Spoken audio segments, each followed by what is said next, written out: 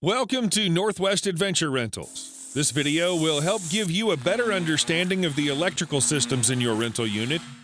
By the end of this video, you should have a good understanding of how the electrical systems work, understand the differences between 12-volt and 110-volt, and how to appropriately manage your power use while out on your adventure. Thanks for watching. The RV you're renting has two onboard electrical systems, a 110-volt system like a house, and a 12-volt system like a car. These two systems work together to power all the electrical components of the RV. The 12-volt system uses automotive-style batteries to provide short-term power for basic systems when your RV is not plugged into a 110-volt supply at a campsite.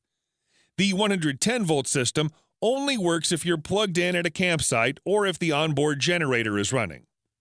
This system provides the extra power needed for major appliances that consume more power. This system also converts power to charge the 12-volt batteries when plugged in at the campsite or when the generator is running. When understood and used properly, these two systems will keep everything running smoothly and help to ensure an enjoyable vacation. For the best rental experience, we recommend planning ahead and always reserving a campsite with a 110-volt supply. The batteries that power the 12-volt system have a limited capacity, and the more you use it, the faster it will drain. If you're plugged into a 110-volt supply, then the batteries will always stay charged. When the RV is not connected to a 110-volt supply, proper battery management is critical to an enjoyable vacation. Dead 12-volt batteries can cause failure in systems like the refrigerator, furnace, leveling system, propane and carbon monoxide detectors, lights, slide-outs, awning, water pump, and more. Therefore, it's important to know the state of your batteries and to keep the 12-volt system charged as much as possible. To check the battery levels, use the monitor panel located inside your RV, like this. If the batteries are getting low, you can charge them by plugging the RV into a 110-volt outlet or by running the generator. The batteries also charge while you're driving the RV. It's important to ensure the batteries are charged before you go to bed at night. The reason for this is because you don't want the fridge, furnace, or propane leak detectors to stop working in the middle of the night.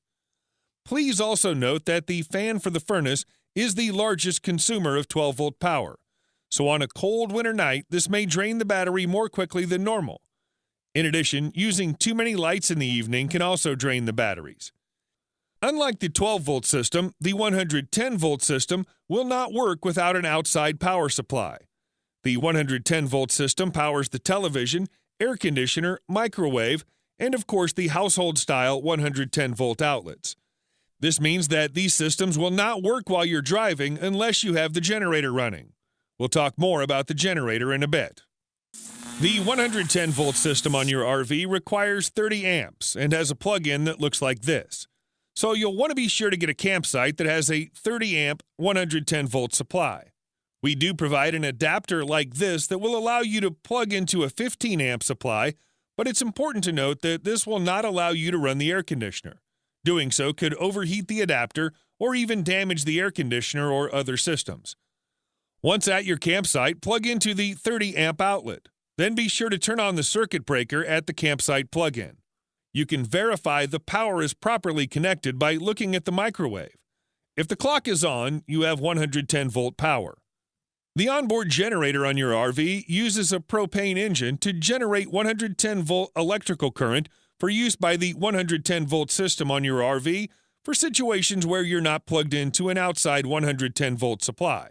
It's important to note that you get 1 free hour of generator use per rental day. So, for example, on a 5-day rental, you'd have 5 free hours of generator time. After that, you'd pay $5 per additional hour. Generators are not meant to run 24/7. Rather, you should run them as needed to power the 110-volt appliance you wish to use or to charge the batteries. Then turn it off to minimize cost. The generator on your RV runs on the onboard propane tank, which also provides propane for the water heater, furnace, stove, and oven. Consequently, the more you run the generator, the more you limit the available propane for these other propane appliances. To start the generator, locate the Start-Stop switch located on the control panel. It looks like this. Press Start and hold until the generator starts. If it doesn't start after 10 seconds, release the button and wait 30 seconds before trying again. To turn the generator off, simply press the off switch here. Finally, here are a couple of helpful tips before we wrap things up. Too many RVs at a campsite may reduce available power, which can cause some appliances or outlets not to work as they should. Also, if you have devices such as a CPAP machine that must run overnight, it's critical that you have a 110-volt connection, so please plan accordingly. Now you know how the electrical systems work and how to effectively manage the power for your RV rental.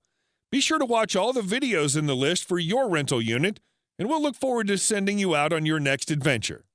We'll see you soon.